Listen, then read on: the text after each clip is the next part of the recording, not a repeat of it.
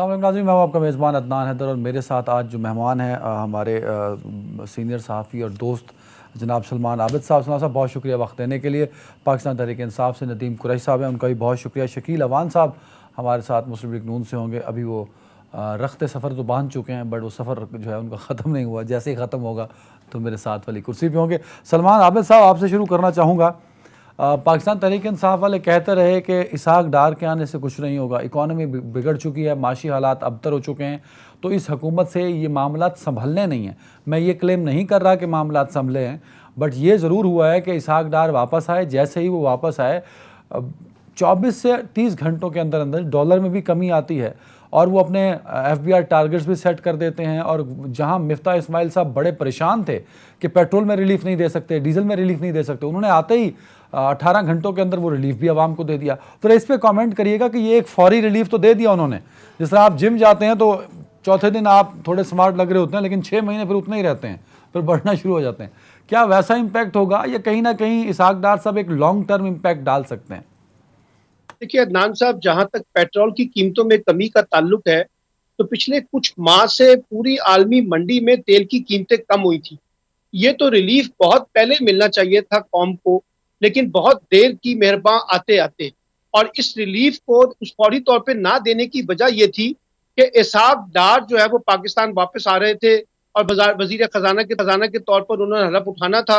और चाहते ये थे मुस्लिम लीग नून वाले, खासतौर पर नवाज शरीफ साहब, मरियम साहिबा और इसहाक डार साहब, तो वो ये रिलीफ खुद अपने अनाउंसमेंट के साथ जोड़ें। इसीलिए मिफ्ता इस्माइल को तो ये अनाउंसमेंट नहीं करने दी गई और इसहाक डार साहब ने इसको अनाउंसमेंट किया है। अच्छी बात है, लेकिन इसका ताल्लुक इसहाक डार साहब की होशियारी से ज्यादा इंटरनेशनल मंडी में जो तेल की कीमतें कम हुई हैं उसके साथ बहुत ज्यादा है। एक बात तो ये है। दूसरी बात इसको देखिए इसको ये क्लियर है, कीजिएगा, इसको क्लियर कीजिएगा। आप ये कह रहे हैं कि जो रिलीफ इसहाक डार ने आते ही पाकिस्तान आते ही अवाम को दिया पेट्रोल और डीजल की कीमतों में, ये अवाम को पहले मिलना चाहिए था। इन्होंने मैनेज किया कि क्रेडिट दिया जा सके इसहाक डार को। साहब की तो खूबी ये है कि वो चीजों को मैनेज करने जानते हैं। उन्होंने तो मसनी तौर पे डॉलर को भी मेंटेन किया हुआ था अपने साहब दौर के अंदर। इसलिए मैं ये कह रहा हूं, और ये मैं इसलिए नहीं कह रहा कि साहब डार साहब का, देखिए बात बड़ी सिंपल सी है। जब आलमी मंडी में तेल की कीमतें पिछले 2 माह से कम हुई हैं, तो लोगों को 2 माह तक तो रिलीफ नहीं दिया गया ना। और इसलिए रिलीफ नहीं दिया गया ताकि मुफ्ता इस्माइल साहब को क्रेडिट ना मिले, और क्रेडिट सारा इसहाक डार साहब आए कि जनाब देखिए मैं आया हूं तो मैंने पटारी में से जो है एक बहुत बड़ा इंकलाब बर्पा कर दिया, मैं 12 रुपए पेट्रोल की कीमतें कम कर रहा हूं। जी। बड़ी अच्छी बात है। अब मैं उम्मीद करता हूं कि इसहाक डार साहब अगले 4-5 दिन के अंदर बिजली की कीमतों में भी कमी कर देंगे, और जो बिजली की कीमतें बढ़ी हैं उसके अंदर जो टैक्सेस लगे हैं उससे भी कौम को निजात दे देंगे। देखिए अदनान साहब, पाकिस्तान की जो मईशत इस वक्त जहां खड़ी है ना, उसे किसी जज्बाती नारों के साथ डील नहीं किया जा सकता, और ना कोई बहुत बड़ा तमाशा लगा के आप मईशत को दुरुस्त कर सकते हैं। और जो IMF के साथ आपने शराइत तय की है उसी दायरा कार में रहकर चलना है। इसलिए आने वाले दिनों में आप देखिएगा कि मईशत के हवाले से जो भी फैसले होंगे उसमें अवाम को वो रिलीफ नहीं मिल सकेगा जो हम तवक्को कर रहे हैं। अच्छा, ये इस वक्त इसलिए भी बहुत इंपॉर्टेंट है कि इलेक्शन ईयर है, अगले साल इलेक्शन है। जी। मुस्लिम लीग नून की और इसहाक डार साहब की पूरी कोशिश है तो वो ये साबित कर सके कि जनाब देखिए हमने आपको रिलीफ दिया है। लेकिन इस पे एक और बड़ी अच्छी पॉलिटिक्स है जो जिसको जनरेट करने की जरूरत है और समझने की जरूरत है कि नवाज शरीफ साहब के बारे में भी कहा जा रहा है वो वापस आने वाले हैं। यानी इसहाक डार साहब जो है वो पेट्रोल की कीमतें और बाकी चीजों को कम करेंगे, नवाज शरीफ साहब वापस आएंगे, तो शहबाज शरीफ साहब और मिफ्ता इस्माइल तो लोगों को रिलीफ नहीं दे सके, तो तवज्जो का मरकज जो है वो शरीफ खानदान या नवाज शरीफ जो है उसके ऊपर रखा जाएगा। एक खेल ये भी खेलने की कोशिश की जा रही है, लेकिन मेरे नजदीक जो भी आप कर ले, बहुत ज्यादा लोगों को माशी तौर पे रिलीफ नहीं दिया जा सकेगा। बिल्कुल इसलिए ठीक कि है। इस वक्त मीशत के अंदर बहुत ज्यादा गुंजाइश नहीं है, माँ सिवाय चंद आप एक छोटे मोटे अपना इनिशिएटिव के साथ ऊपर नीचे तो कर सकते हैं, लेकिन बहुत बड़ी मईशत की जो बहाली है वो एक क्रिटिकल सवाल रहेगा। और खास तौर पे जॉब्स को अपॉर्चुनिटी को क्रिएट करना और इकोनॉमिक क्राइसिस जो इस वक्त हमें है और उसके देयर आर ह्यूज नतीजे में चैलेंज। जो वेरी बड़ी very mega fine. Reforms very होनी है फाइन, बिल्कुल वो तो ठीक नहीं है। हो पाएंगी। नदीम कुरैशी साहब, sir over to you. Sir बताइएगा कि इमरान खान साहब और पाकिस्तान तहरीक इंसाफ बहुत कंपेयर करती है कि हम जब गए थे 9 अप्रैल को तो ये रेट्स थे, ये वैल्यूज़ थी, ये रिलीफ आवाम को मिलता था। आज आज 4 महीने गुजरने के बाद पेट्रोल डीजल और पेट्रोल डीजल के साथ साथ आप उसको भी, डॉलर को भी बड़े वसूख के साथ कहते हैं कि बड़ा हमारी हमसे कंपेयर बड़ा अच्छा दिया था। हम तो कहते हैं कि भाई आप 18 से जब आपने लिया था अगस्त 18 में तब क्या था, और जब आप गए 9 अप्रैल 22 को, तो तब क्या था, तो उसको कंपेयर करो, उस पर तो खैर आप लोग नहीं आते। इसहाक डार के आने के बाद बड़ी उम्मीदें बांधी हैं पाकिस्तान मुस्लिम लीग नून ने सर। नदीम कुरैशी साहब। बिस्मिल्लाह, इसहाक डार से आने से पाकिस्तान की निज़ाम अदल, पाकिस्तान का निज़ाम इंसाफ, पाकिस्तान का पूरा सिस्टम, इससे भी लोगों को बड़ी उम्मीदें थी। ये जो उम्मीदें ना पूरी हुई ना पूरी होनी। मैं आपको इसकी अर्ज कर दूं, ये जो कुछ इन्होंने रात किया पेट्रोल के हवाले से, कीमतों के हवाले से, इन्होंने 4 महीने में अरबों रुपए का डाका डाला है पाकिस्तानी कौम की जेबों पर। आप कहते हैं जी पाकिस्तान तरीके साहब, नदीम भाई, निज़ाम अदल पर आपका दिया गया कमेंट सर आंखों पर, लेकिन कहीं ना कहीं आप जो पाकिस्तान तहरीक इंसाफ यानी कि आपकी हुकूमत रही कुछ 3.5 साल, ज़रा उसको भी कटहरे में खड़ा कीजिए कि इसहाक डार को क्यों अकाउंटेबल नहीं किया जा सका, मरीम नवाज को क्यों अकाउंटेबल नहीं किया जा सका। इदारे आपके मतहत थे, आप हुकूमत में थे, तो कहिए कि इमरान खान भी नाकाम हुए और तहरीक इंसाफ भी नाकाम हुई। सर पूरा जुमला फिर पूरा कीजिए। देखिए अब मैं अर्ज करूं आपको सर, लोगों की तवक्को ये होती है, कि ताकतवर शख्स जब कानून की धज्जियां बखेरता है तो एक आम आदमी को भी तरजीह मिलती है कि वो भी फिर कानून को मजाक समझे। हमारे लिए ये जो शोबेबाजियां करने जा रही है ना PMLN की गवर्नमेंट, ये शोबेबाजियां अवाम की नजर में है। हमें सब कुछ पता है, पाकिस्तानी अवाम आज हर तरह से चीजों को देख रही है, चीजों को वॉच कर रही है। ऐसा नहीं हो सकता कि लोगों से कोई चीज पोशीदा हो। ये ऊंट के मुंह में जीरे वाला जो काम किया इन्होंने, पूरी दुनिया में पेट्रोल के रेट कम हो रहे हैं, डीजल के रेट कम हो रहे हैं, और इन्होंने 4 महीने में जितना अरबों रुपए का डाका डाला। मैं डाका इसलिए कहूंगा कि पूरी दुनिया में डाउनवर्ड थे हालात पेट्रोल मसरूफियात के, और पाकिस्तान का अपवर्ड थे। और जब हमारी गवर्नमेंट थी, आप 8 मार्च की तमाम कीमतें, डॉलर की कीमत, इन्फ्लेशन रेट, आप सारे मामला देख रहे हो उस वक्त के, और आज के देख रहे हो तो जमीन और आसमान का फर्क है। आप 18 महीने 2018 की बात करते हैं तो भाई पाकिस्तान तहरीक इंसाफ की गवर्नमेंट ने जिस तरह से कोविड जैसी वबा का मुकाबला किया, जिसने पूरी दुनिया की इकोनॉमी को हिला के रख दिया, आप किसी सूरत भी पाकिस्तान तहरीक इंसाफ की गवर्नमेंट के उस सारे मामले को नजरअंदाज नहीं कर सकते। एक बहुत बड़ा सेटबैक था पूरी दुनिया के लिए। पाकिस्तान को पॉसिबल ना कि आप कौम को एतमाद में लें। क्या आपने भी तो डॉलर 125 से 180 पर पहुंचाया था, तो वो क्यों पहुंचाया था? यू शुड बी अकाउंटेबल ना एज वेल। देखिए, जब पाकिस्तान तरीके साथ गवर्नमेंट 2018 में, और जब ये गवर्नमेंट जो आज मौजूद है जब ये जाएगी, हालात वैसे ही होंगे जो 2018 में थे। पाकिस्तान 8 बिलियन डेली का मार्कअप किया करता था। कौन सा दुनिया का इदारा था जिसका मकरूज नहीं था पाकिस्तान? और यही तो कौम को बताना चाह रहे थे, और आज कौम देख ही रही है अपनी आंखों से कि किस तरह से डॉलर को इन्होंने शुतरे बेमहार की तरह आजाद किया, किस तरह से इन्होंने बिजली के और रोजमर्रा अशिया के, जैसे बिजली, पेट्रोल, दीगर चीजों को मैं साइड पे करता हूँ। आप देखें आम आदमी की जिंदगी में जो उसका सिर्फ किचन है, वो कितना मुश्किल हो गया हालात पिछले 4 माह में। तो मैं आपको एक चीज अर्ज कर दूं, आप पाकिस्तान तहरीक इंसाफ की हुकूमत से, पाकिस्तान तहरीक इंसाफ की पॉलिसियों से आज की पॉलिसियों को कंपैरिजन नहीं कर सकते। 1.5 साल जो शटडाउन था, जो लॉकडाउन था, पूरी दुनिया की ट्रांसपोर्टेशन बंद थी, पूरी दुनिया की प्रोडक्शन बंद थी, दुनिया का पूरा निजाम असल खत्म हो गया था। हमने तो उसके बावजूद ना सिर्फ उस इकॉनमी को संभाला दिया, पाकिस्तान की कंस्ट्रक्शन इंडस्ट्री आपके सामने थी, पाकिस्तान की टेक्सटाइल इंडस्ट्री आपके सामने थी, पाकिस्तान की एक्सपोर्ट्स आपके सामने थी, पाकिस्तान में जो ट्रेड डेफिसिट था जिस तरह से वो कम था, पाकिस्तान में जो रेवेन्यू कलेक्शन थी वो आप देखें हिस्ट्री की सबसे बुलंद सतह पे गई। तो आज ये जो शोबेबाजी कर रहे हैं, ये जो कोशिश कर रहे हैं कि चीजों को कम करके, और अब ये इलेक्शन ईयर है और लोगों को ये झांसा दे, लोगों को ऑडियो लीक भी लोगों के पास एक बहुत बड़ा प्रूफ है कि किस तरह हाथी के दांत दिखाने के और होते हैं और खाने के और होते हैं।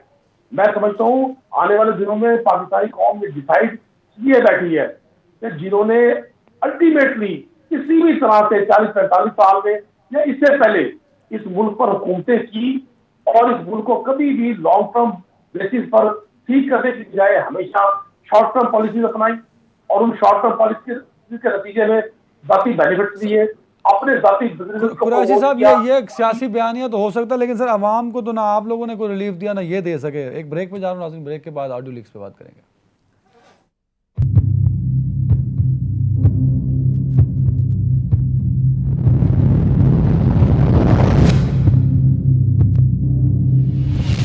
वेलकम बैक नाज़रीन। शकील अवान साहब पहुंच गए बिलाखिर बड़ी मेहनतों के बाद। शकील साहब, इसहाक डार साहब की वापसी, बड़ी उम्मीदें थी आपको, क्या आवाम को रिलीफ मिलेगा, महंगाई ख़त्म होगी, जो एक बहुत बड़ा चैलेंज है आपके लिए?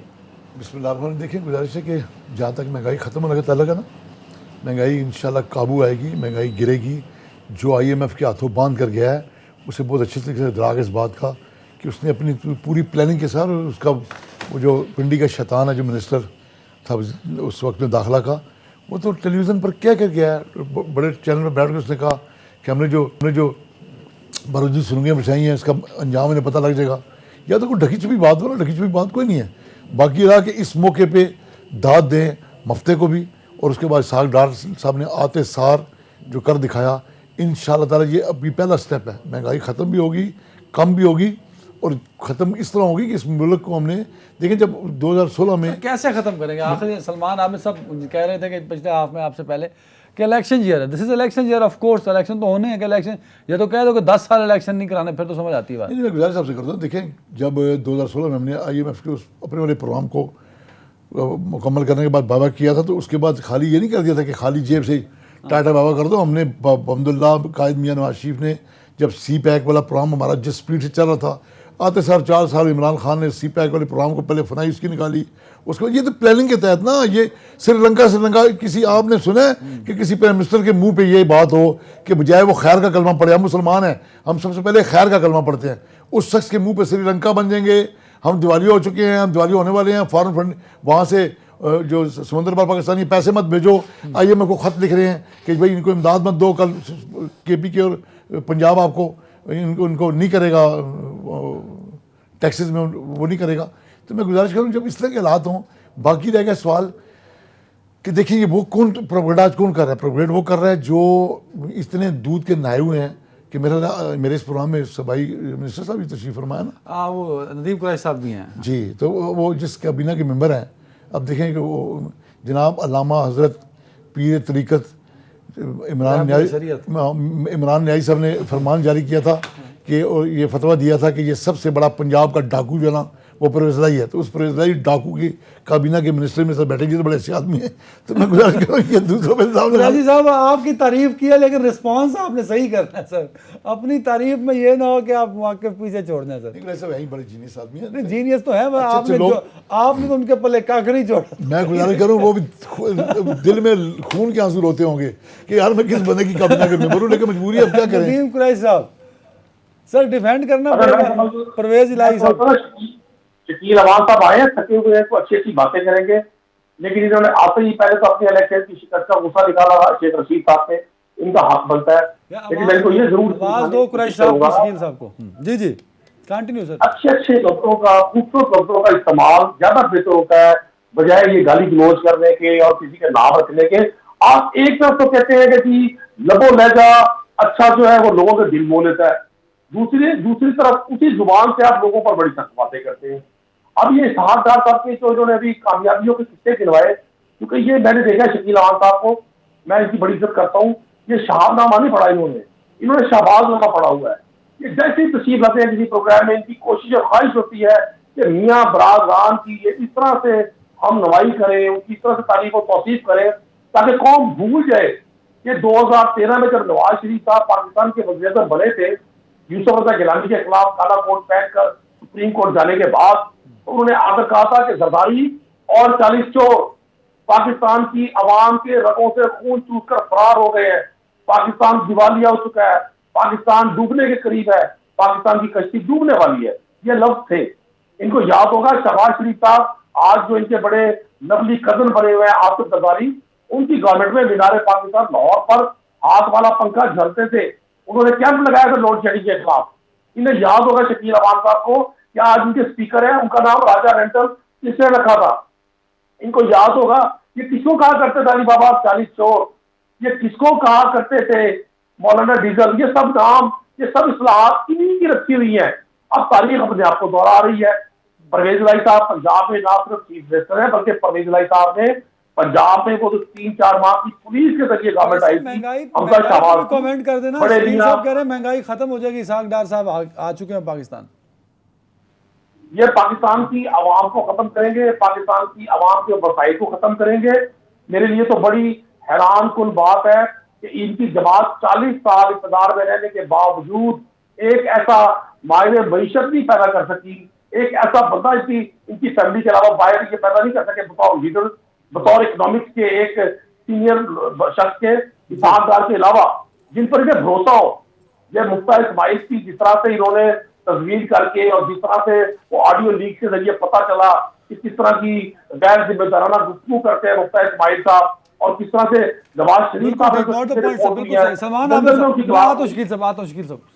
सलमान आबिद साहब सर एक तो जो शकील अवान साहब क्लेम कर रहे हैं कि हमने तो प्रोग्राम खत्म कर दिया का 2016 में, और फिर जो इन्होंने किया उन्होंने हमारे हाथ बांध दी, इसमें किस हद तक सदाकत है? तो सर मैं बात करना चाहूँगा ऑडियो लीक्स का सिलसिला जो चल पड़ा है ये किस सिमत जाएगा सर, क्या कहाँ नतीजा क्या निकलेगा?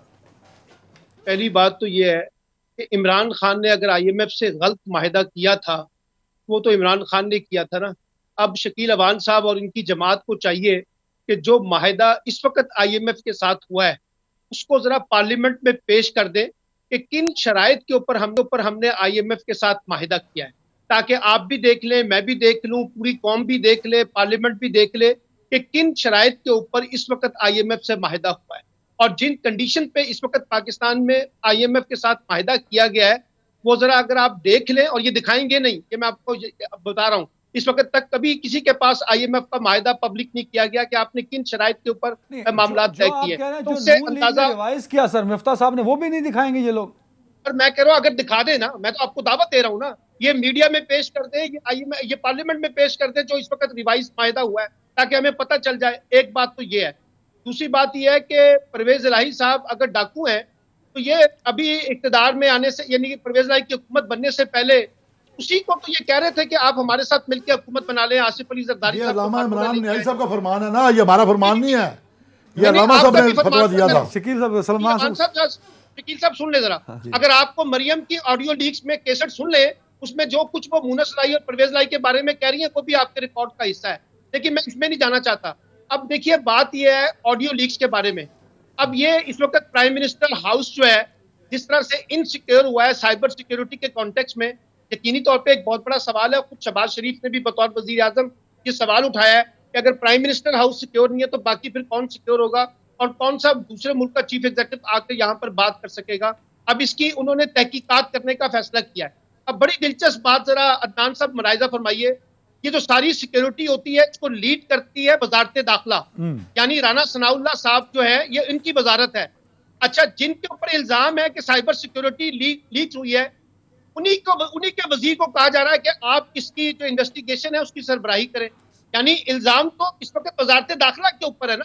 वजारत दाखिला इस सारी प्राइम मिनिस्टर हाउस की सलमान साहब तो वजारत दाखिला ही करेगी ना सर। अब कोई अफगानिस्तान या इंडिया से तो आके नहीं, वजारत दाखिला ही करेगी। लेकिन ये कैसे मुमकिन है कि जिसके ऊपर इल्जाम है उसी को आपने कमेटी का सरबराह बना दिया है, राना सनाउल्लाह को बना दिया है। आपने तो जिम्मेदार, देखिए जिम्मेदारान का तैयद करना है ना आपने, तो आप उस वजारत को वजीर को तो नहीं बनाएंगे ना। अब इसमें इसलिए मसला ये है कि इसकी इन्वेस्टिगेशन हो जाए, बड़ी अच्छी बात है, इन्वेस्टिगेट होनी चाहिए। और अगर इमरान खान की ऑडियोज आई हैं और मरियम की ऑडियोज भी आई हैं, शहबाज शरीफ साहब की भी ऑडियोज आई हैं, राना सनाउल्लाह साहब की भी ऑडियोज आई हैं, जब तक इसका कोई फोरेंसिक ऑडिट नहीं होगा उस वक्त तक तो ये सारा सियासी शो है ना, जो टॉक शो के अंदर खेला जाएगा, जो प्रेस कॉन्फ्रेंसों में खेला जाएगा, जो जलसों में खेला जाएगा। बिल्कुल सही। तो हुकूमत ने फैसला किया है, अच्छी बात है कि ये इसको इन्वेस्टिगेट कर ले। लेकिन अदनान साहब आप भी जानते हैं, मैं भी जानता हूँ, पाकिस्तान ने पिछले 73 वर्षों से कमेटी डाली हुई है जो आज तक कभी अवाम के हक में नहीं निकली। ये कमेटी वो है जो कभी भी नहीं निकली।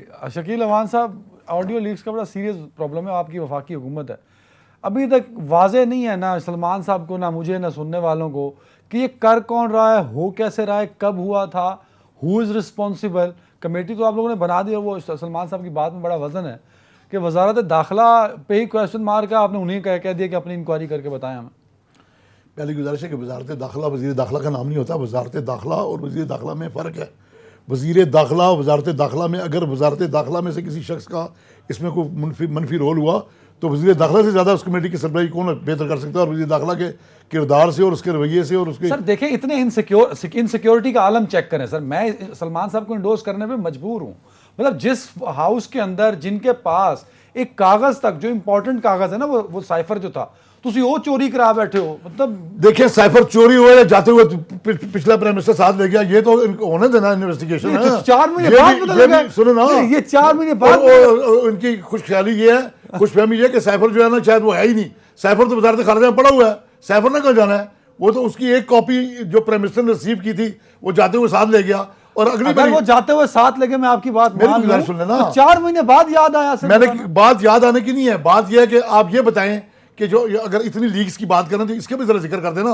सलमान साहब तो करना भूल गए और आप भी भूल गए हैं, आप बड़े सीनियर एंकर हैं। ये बताएं, जो मौसूफ फरमा रहे हैं न्याजी साहब, इमरान न्याजी साहब, साबका वज़ीर आज़म, जो आज़म खान से फरमा रहे हैं कि किस तरह उन्होंने खेलना है, और शाह जी हमने किस तरह इसको अमेरिका को जो है ना, अमेरिका का नाम, अमेरिका की मुखालफत पब्लिक को बेवकूफ़ बनाने के लिए अमेरिका कर रही है कि मुझे अमेरिका ने उतार दिया। और वहाँ बार बार आप एक जुमले को 10 बार आपने यूज़ किया है, नाम नहीं लेना अमेरिका का, नाम, आपकी टांगें कांपती हैं अमेरिका का नाम लेते हुए। और रहा सवाल यह कि अमेरिका के नाम पे आप सियासत करते हैं कि जी अमेरिका ने जो है ना मेरे खिलाफ साजिश की थी।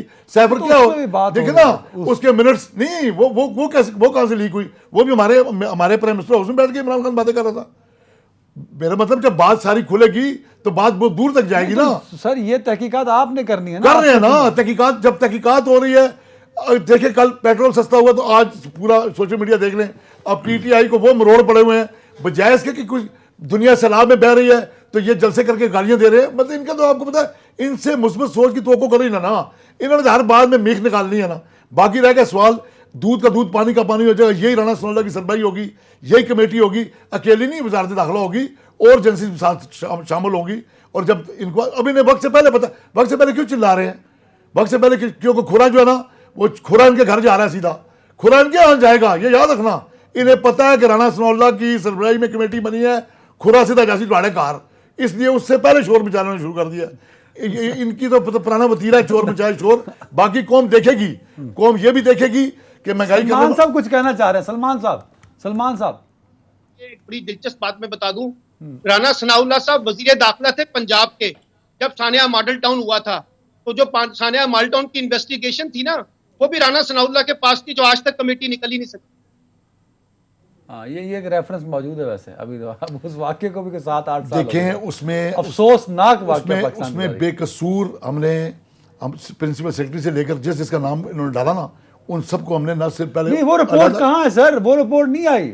ओ इनके पास यार 5 साल से गवर्नमेंट है, कहाँ रिपोर्ट है? ये निकाल देना रिपोर्ट। नदीम, ये काम सो गए हैं, ये सोने आए हैं यहाँ, या पंजाब का माल लूट, या फरा गोगी का माल बनाने के लिए मशीन लाए थे साथ, ये किस काम के लिए थे? 4 साल आप पंजाब में गवर्नमेंट करते रहे, रूल करते रहे, उस्मान सो गए जाके, अब आपने नया निकाल के ले आए, नया डाकू। सलमान साहब ने जो रेफरेंस दिए हैं, सलमान साहब ने जो रेफरेंस दिया वो तो ठीक है ना सर। 2014 के बाद आपकी हुकूमत फिर 4 साल रही, तो आप तब वो, मैंने गुजारिश की कि पंजाब 4 साल तक पंजाब में गवर्नमेंट रही पीटीआई की, और बड़े दावे से तारुल कादरी साहब क्यों ने बददुआएं देते हैं। हम तो कहते हैं अगर हमने कुछ किया तो हमके ओपन इंक्वायरी करो। आज टीवी पे क्या चल रहा है? आप पब्लिक टीवी पे पहले देखिए, पट्टी चल रही है, हम प्रेसलाई का बयान चल रहा है कि हम सानिया मॉडल टाउन की अब इंक्वायरी होगी। आखिरी अब पता रहेगा सानिया मॉडल टाउन, वो भी कर लो ना, किसी ने मना किया? आप किस मर्ज की दुआ है? हुकूमत में खाली एंजॉय करने आते हैं, पंजाब को लूटने आते हैं, खाली पंजाब के वसाइल लूटने आते हैं। नदीम साहब करें ना इंक्वायरी। अगर कुछ कह रहे हैं, चलो बोलने सर, मैं सवाल बाद में पूछ लेता हूं। एक तो मैं अर्ज करूंगा, सलमान आबिद साहब ने जो फरमाया बड़ी अच्छी बात की कि सानिया मॉडल टाउन के हवाले से राणा साहब इंक्वायरी हेड कर रहे थे, उसका जवाब दे दे। आखिर कई लोग, निहत्ते लोग कत्ल तो हुए, शकील अवान साहब, लोग जानों से तो गए, उन खानदानों के उसकी अजीम तरीन नुकसान का जिम्मेदार कौन है? उन निहत्ती खवातीन का कातिल आखिर कौन है? हम 4 साल सोचते ना, 4 साल अमल करते हैं उसके कातिलों में, उसके कातिलों में आपको इत्तेहाद शामिल था, सारे जो इत्तेहाद बनाए थे आपने, ये आप लोग शामिल थे उसमें। आपने इतनी बड़ी साजिश की अपनी सियासत चमकाने के लिए, बेगुनाह माओ के बच्चे और औरतें मरवाई, ये तो आपकी साजिश थी पूरी। आप हमेशा यही करते हैं। क्या किया आपने? पीटीवी पे कब्जा किया आपने, सुप्रीम कोर्ट के पास सलवारें टांगी, ये भी हमने किया था।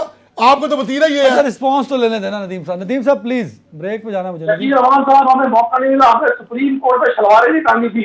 कभी अल्लाह ने इस मुल्क में आम आदमी को मौका दिया ना, तो सुप्रीम कोर्ट पे उन सब लोगों को टांग देगा जिन्होंने इस मुल्क को लूटा है। ये तो मौका नहीं मिला, ये तो बड़ा मुनाफाना निजाम सियासत चल रहा है। आप उस वक्त से डरे, अभी वो सुप्रीम कोर्ट में शलवारें टंगी थी, शलवारों वाले बंदे भी टांग देंगे, एक दिन वो वक्त आने वाला है। ये जो ड्रामे चल रहा है सबसे आप लोग होंगे, कानून से वाला कर है, उनमें फर्क होगी, कंपनी होगी, परेशान ना हो। एक वजीर आज़म का तैयार में बैरून मुल्क जाता है, दिल का मरीज बन जाता है, बीमार हो जाता है, उसको जनाब बहुत खौफनाक बीमारियां लाक हो जाती है। वही शख्स शौकत खाना अस्पताल का डीजी कहता है, शौकत खाना अस्पताल का बोर्ड कहता है, आपकी हुकूमत जाती है, आप परमिशन देते हैं, आप खुद एडमिट करते हैं शौकत खानम का। ये तो इसका मतलब ये हॉस्पिटल। अभी ये खातून का नाम लिया, अभी आप लोग खवातीन के नाम लेकर आपका वो रवैया है। आपने बेनजीर भुट्टो के साथ भी यही किया था आपने 20 साल पहले, अब फिर आपका कोई रवैया, आपने सबक नहीं सीखा। आपने उसकी इंक्वायरी बंद की, आपने आते साल फरागोगी की इंक्वायरी बंद की, आपने अरबों में फरागोगी ने खाए, वो आपने इंक्वायरी बंद की, क्यों की बंद? आपने पंजाब ने आप खातून का नाम ले रहे हैं, उसका सूचक तो हमजा शबाज की कैबिनेट का वजीर था, आप अपने घर से करें इन्वेस्टिगेशन। ये आप हम पर जो इल्जाम लगा रहे हैं कि खातून का नाम आप ले रहे हैं, उनके सूचक तो हमजा शबाज की कैबिनेट के वजीर थे। यार ये छोड़ दें, आप इस कौम को जो कुछ चूरन बेचते थे सर, आपकी हड्डी ब्रेक लेनी पड़ेगी, सर एक ब्रेक पे जा रहा है आपका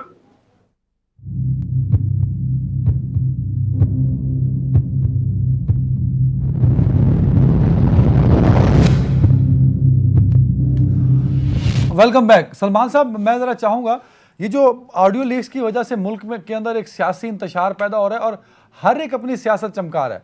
तहरीक इंसाफ वाले इस बात के मुंतज़र रहते हैं कि नून लीग के खिलाफ कब ऑडियो आ रही है, और नून लीग वाले इसके मुंतज़र हैं कि पीटीआई के बारे में कब ऑडियो जो है वो लीक हो रही है। लेकिन सर, ये क्वेश्चन मार्क भी है पाकिस्तान की क्रेडिबिलिटी के ऊपर। क्या आपको लगता नहीं कि कंसेंसस इशू पे भी होना चाहिए, जहाँ नेशनल सिक्योरिटी, नेशनल आइडेंटिटी जो है वो स्टेक पे लग चुका है? सर, ये बड़ी अहम बात आपने की है। अगर पाकिस्तान के अंदर 3 सवालात ऐसे हैं, एक है कौमी सिक्योरिटी का मसला, एक है कौमी मईशत का मसला, और एक है पाकिस्तान की इस वक्त एक परसेप्शन का मसला। इन तीनों चीज़ों पर मैं समझता हूँ हुकूमत और अपोजिशन को एक दूसरे के खिलाफ लान तान और पॉलिटिक्स नहीं करनी चाहिए। ये जो हम एक सियासी स्कोर करने की कोशिश करते हैं ना एक दूसरे के खिलाफ, ये इसकी किसी भी सतह पे इजाज़त नहीं होनी चाहिए, क्योंकि इससे हम अपने रियासती इदारों को, अपनी सियासत को और अपनी जमहूरियत का तमाशा लगाते हैं। लेकिन अब सवाल यह है कि पाकिस्तान के सियासतदान माजी की गलतियों से सीखने के लिए तैयार हैं या नहीं है। आप देख लीजिए, रोजाना की बुनियादों पर किसी PMLN ने माहिदा किया था ना पीपल्स पार्टी के साथ मिलकर मिसाके जमहूरियत के अंदर, लेकिन उन सब की नफी की है ना, और आज भी सब नफी की जा रही है। इसी तरीके से पाकिस्तान तहरीक इंसाफ भी है। तो मैं ये समझता हूँ कि ये जो कुछ हो रहा है इस वक्त, ये पाकिस्तान के मफाद में नहीं हो रहा जैसे आपने कहा है, और इसको जितनी जल्दी हम इस आग को ठंडा कर लें उतना ही ये पाकिस्तान के मफाद में होगा। लेकिन अगर हमने इसको इलेक्शन पॉलिटिक्स में लेके जाना है, और इन ऑडियोज को अभी मैं देख रहा था थोड़ी देर पहले, अपना इसहाक डार साहब जो है वो वजीर खजाना साहब जो है लाहौर में प्रेस कॉन्फ्रेंस कर रहे हैं, मरियम नवाज हैं, इसहाक डार हैं, एहसन इकबाल हैं, राना सनाउल्लाह हैं, और वहां पर भी ये ऑडियो लीक्स जो हैं वो बाकायदा दिखाई जा रही हैं, बाकायदा सुनाई जा रही हैं जर्नलिस्टों को। अगर हमने इस तरह से सुनानी है तो आप अपने इदारों की क्रेडिबिलिटी को, आप इस मुल्क के स्टेट क्राफ्ट को, आप इस मुल्क के चीफ एग्जीक्यूटिव के ऑफिस को भी बदनाम कर रहे हैं। और ये जिस तरीके से हो रही है, sir, who is responsible for all this? Sir Salman साहब, ये कौन? इसमें हुकूमत भी जिम्मेदार है, इसमें हुकूमत भी जिम्मेदार है, इसमें अपोजिशन भी जिम्मेदार है, इसमें हमारे स्टेट इंस्टीट्यूशन भी जिम्मेदार है। देखिए, किसी एक को फरीक ना बनाए, सारे के सारे लोग इस वक्त एक पॉलिटिकल स्कोर कर रहे हैं, बिल्कुल एक पॉलिटिकल एडवेंचर। सलमान साहब, एक और कमेंट कर दीजिए, एक और कमेंट सर, एक और कमेंट जाते जाते कर दीजिए। नवाज शरीफ साहब की वापसी, ये अफवाहें हैं या खबरें हैं, या इसमें कोई सदाकत भी है कि नवाज शरीफ साहब कबल इलेक्शन वापस आ सकते हैं? सर देखिए, ख्वाजा साद रफीक ने पिछले दिनों एक जुमला कहा था कि लेवल प्लेइंग फील्ड होनी चाहिए। अब वो लेवल प्लेइंग फील्ड ये है कि नवाज शरीफ साहब भी पाकिस्तान में वापस आए। अगर इसहाक डार आ सकते हैं तो नवाज शरीफ साहब भी आ सकते हैं। लेकिन एक बात तो तय है ना, जो लोग गए थे वो भी किसी डील के तहत गए थे, जो लोग आ रहे हैं वो भी किसी डील के तहत आ रहे हैं। नवाज शरीफ साहब की माजी की डील भी आपको पता है, जब वो सऊदी अरब के साथ डील करके गए थे और डील करके वापस आए थे। तो ये पाकिस्तान की सियासत में सब कुछ हो सकता है, इसलिए कोई ऐसा कहना कीजिए नामुमकिन है, मुझे नहीं लगता। नवाज शरीफ साहब वापस भी आ सकते हैं। बिल्कुल सही। सलमान आबिद साहब, बहुत शुक्रिया सर वक्त देने के लिए। शकील अमान साहब, सलमान साहब ने जो बात कही वो बड़ी इंपॉर्टेंट है कि ऑडियो लीक्स पे हम सियासत ना करें, ये एक आइडेंटिटी का मसला है, कंसेंसस नहीं हो पा रहा। बीइंग अ गवर्नमेंट रिप्रेजेंटेटिव, क्या वफाक की जिम्मेदारी नहीं कि कम से कम इस इशू पे सियासत ना करे? मरीम नवाज फिर ऑडियो चला के आज प्रेस कॉन्फ्रेंस लाहौर में कर रही हैं, तो ये तमाशा क्यों लगाया हुआ है सर? देखिए, गुजारिश है कि सूबाई वफाक की हुकूमत है तो कतई इस पर कोई सियासत नहीं की। बेफस जो हमारा बयान है, अब बड़े चैनल बैठे निकाल लें कि हुकूमत का क्या मौक़िफ़ था। इस सारी इशू को, इस सारी बात को, दुनिया में तमाशा हर बात को हमेशा इमरान खान ने खुद बनाया है। वो जो मरीम नवाज साहब खुद ऑडियो चला रही है, आज की बात ना करें ना, वो सैलाब के दौरों के दौरान, नाम तो दौरे का हल्का सा होता है, वहाँ जाके जलसे करके वो क्या कर, पहले दिन जिस दिन ये पहली ऑडियो लीक हुई है तो क्या इमरान खान के वो निकालें जलसा कि उसने इस बात को किस तरह बात से पतंगड़ बनाया। गुजारिश है, किसी बात पर टेबल पर बैठने के लिए कौन तैयार नहीं। अपोजिशन इमरान खान का नाम नहीं है, अपोजिशन राजा रियाज अपोजिशन लीडर कौमी असम्बली में। बाहर ये अपोजिशन इस तरह होती है कि जब बात करो नहीं, इससे तो बात ही नहीं करेगा। आप ज़ाती तौर पे समझते हैं कि इन ऑडियो लीक्स पे एक कंसेंसस होना चाहिए और एक दूसरे के खिलाफ इस्तेमाल ना हो? देखिए, मैं गुजारिश कर रहा हूँ, ये तो मेरी पूरी जमात कहती है, ये तो मेरा कायद कहता है, ये तो मेरी पार्टी पूरी कहती है कि हम तो इस बात के हैं ही खिलाफ। बिल्कुल ठीक है। नदीम कुरैशी साहब, अवान साहब का मानना है, क्या तहरीक इंसाफ भी इस बारे में सोचती है कि इन ऑडियो लीक्स के जो वजूहात हैं उस पर काम करना चाहिए? किसने ये सारा कुछ किया, ज़रा उस पर कौम को अतमाद में लेना चाहिए, बजाय इसके कि सियासी मफाद की खातिर इस्तेमाल हो ये सब? वो सारी चीजें प्रूव होनी चाहिए, लेकिन इसके साथ साथ इस बात को भी मद्देनजर रखना चाहिए कि पाकिस्तान का कॉन्स्टिट्यूशन पाकिस्तान के चीफ एग्जीक्यूटिव को जब वो ओथ लेता है तो पाबंद करता है कि वो अपने ओहदे को अपने जाती मकासद के लिए, अपनी फैमिली प्रमोशन के लिए, अपने बिजनेस के लिए इस्तेमाल नहीं करेगा। ये दोनों सूरतों में प्राइम मिनिस्टर इस बात के जवाब दे हैं कि किस तरह से वो अपनी भतीजी के दामाद के लिए एक स्पोर्टिव आइटम बने हुए हैं। और मुझे तो बड़ी हैरानी होती है, ये कौम तो 40 साल से जुल्फ़िकार अली भुट्टो के दामाद को भुगत रही थी, अब ये मरियम नवाज के दामाद के दरमियान में आ गए हैं। और ये अजीबोगरीब सियासी पार्टी है जी, ये अजीबोगरीब कल्चर है। एक खानदान है, अब उनकी जो सबलेट है, उनके दामाद, भतीजे, भांजे, उनकी आने वाली नस्लें, ये सब लोग एक ही पैगाम दे रहे हैं। और मैं तो किसी हद तक एक पाकिस्तानी की हैसियत से इन ऑडियो लीक्स को खुशाइंद भी कहूंगा कि लोगों के असल चेहरे बेनकाब हो रहे हैं। एक खातून चतराल में कहती है 118 रुपए के जलसा, 118 के पेट्रोल पर जलसे लेके जी मुझे रात नींद नहीं आई। इस तरह खौफनाक काम लोगों के साथ, गरीब के साथ इतनी जाती, और वही खातून कहती है कि जी आपने पेट्रोल के रेट ठीक बढ़ाए हैं, मेरा बयान भी ठीक था इस हवाले से। मतलब ये सारी चीजें अगर वक्त इनको एक्सपोज कर रहा है, इन्होंने तो हमेशा लोगों को एक्सपोज करने की कोशिश की। कमेंट कीजिएगा। देखिए, एक्सपोज सबसे पहले तो एक्सपोज हुआ ना इमरान न्याजी कि जिसने इस मुल्क के साथ खेल, उसने क्या बोला, जो मरियम सफदर का जवाब देता हूँ ना, जो कह रहा है कि हम इस इशू पे खेलेंगे। एक तरफ वतन की बका है और एक तरफ वो अमेरिका को यूज करके और कह रहा है हम सिर्फ खेलेंगे इसको। यानी आपने खेल तमाशा बनाया हुआ पाकिस्तान को। ये क्रिकेट का ग्राउंड नहीं है, ये कजाफी स्टेडियम नहीं भाई, ये 22 करोड़ का मुल्क है, यहाँ 22 करोड़ लोग बसते हैं, 4 करोड़ लोग सैलाब में बह रहे हैं, वहाँ वो जिंदगी मौत की कश्मकश में है। बजाय आप उनकी तादरसी के लिए, बजाय उनके लिए कुछ सोचे, आप एक जलसे पे 6-6 करोड़ रुपए लगा रहे हैं इमरान खान। उन सैलाब ज़दा इलाकों में, उन इलाकों में जाकर जलसे कर रहे हैं 6-6 करोड़ रुपए लगाकर। आप बात कर रहे हैं, आप तो हर बात पर रिश्ते खून में भी आप लोगों का तमाशा जाके नमक मिर्च। कमेंट तो कर दें। जो नदीम साहब बात कर रहे हैं, एक ऑडियो में मरियम साहिबा के दामाद के प्लांट जो इंडिया से आना है वो आपने भी सुना है।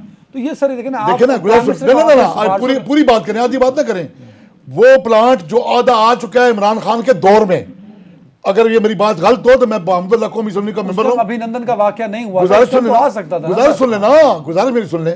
उसका जवाब क्या दिया प्राइम मिनिस्टर ने? उसका जवाब, एक प्रिंसिपल सेक्रेटरी हमारा है डॉक्टर तकीर शाह, एक प्रिंसिपल सेक्रेटरी आपका है। आपका आजम खान कह रहा है इमरान खान को, बात ही कोई नहीं, मिनट्स में आगे पीछे कर दूंगा, जो कहोगे मिनट्स में ला दूंगा।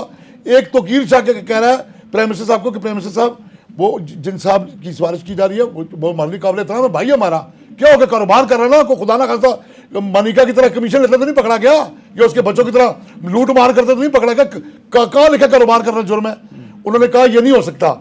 इतने करीबी और इतने नाजुक रिश्ते को प्राइम मिनिस्टर ऑफ पाकिस्तान अपनी बेटी के दामाद को भी उन्होंने कहा, और मरियम बीबी ने उस पर कोई किया अपना रिएक्शन तो नहीं, रिएक्शन लिया, बिल्कुल ठीक है। क्या कहा उन्होंने? बात खत्म होगी। आप उस बात को इस तरह बढ़ा चढ़ा के बताएं। भाई कंक्लूडिंग रिमार्क्स जल्दी से, अवान साहब ने खोल के सामने। इनसे कहें पाकिस्तान का कोई गरीब आदमी अपने घर का डोमेस्टिक बिजली का मीटर इतनी जल्दी लगवा सकता है? क्या पाकिस्तान का कोई आम शहरी सुई गैस का मीटर लगवा सकता है? शकील अवान साहब अपनी लीडरशिप की झूठ को सच बनाने के लिए इतने आगे ना जाएं। आपने और मैंने एक दिन अगर कभी वो दिखाना है, आप रहीम यार के लोगों से पूछे जो हाउसिंग सोसाइटी बन रही है, इस तरह कानून को वायलेट करके वहां सारी परमिशन ली गई हैं। आप ताकतवर के एडवोकेसी करते हैं, आप मजबूत लोगों की एडवोकेसी करते हैं। शकील अवान साहब आप अपने मिडिल क्लास के लोग हैं, पंजाब में हुकूमत आपकी है, आपकी पंजाब में हुकूमत है, लाए ना आए मेरे साथ टॉक शो में बैठ गए, बताएं कब इलेक्शन हुई है? आप एक पॉलिटिकल वर्कर हैं, 5 साल से आप अपनी लीडरशिप के जाती भाई 5 साल से पंजाब में गवर्नमेंट आपकी, ये सूबाई मैटर है, ये कॉलोनियल सूबाई मैटर होता है, फेडरल नहीं होता, ये सूबाई सब्जेक्ट है। कहाँ सो रही है आपकी हुकूमत? कहाँ सो रहा प्रवेश लाई? कहाँ सो रहे हैं आप सारे मिनिस्टर? बताए ना, जवाब देना, कहाँ है आपकी एडमिनिस्ट्रेशन? पूछे ना उनसे, जवाब तो ब्लेम लगा देना, ब्लेम लगा। सेकंड दे दो यार जवाब। चले देखिए मैं बात करूंगा आपको, पाकिस्तान तरीके से आपकी गवर्नमेंट में आपको कोई अच्छा काम नहीं मिला होगा, ये काम बड़ा अच्छा मिला होगा। इसका इल्जाम भी आप पाकिस्तान तरीके से आपकी गवर्नमेंट में लगा दे। हम आपसे पूछ ये रहे हैं, क्वेश्चन ये कर रहे हैं कि पाकिस्तान का प्रिंसिपल सेक्रेटरी शायद चीफ एग्जेक्टिव से बात करता कि जी चीनी का रेट बहुत बढ़ गया, आटे का रेट बहुत बढ़ गया, पूरे मुल्क में वो जो मेडिसिन है जो दर्दों के लिए इस्तेमाल होती है बतौर एनेस्थीसिया, जरा पूछे सबकी इंपोर्ट लाइसेंस रोक। आप आजम खान की बात कर रहे हैं? आजम खान बजाय ये पूछने के वो प्राइम मिनिस्टर को बता रहा है कि हमें खेलना कैसे है, हमने इसको सैफर को इसको एहसास कैसे बनाना है। सर टाइम यही बात है ना, आजम का बता रहे हैं ना आप। दोनों मुआजिज मेहमानों का नाज़रीन ख्याल रखिएगा। अल्लाह हाफिज़।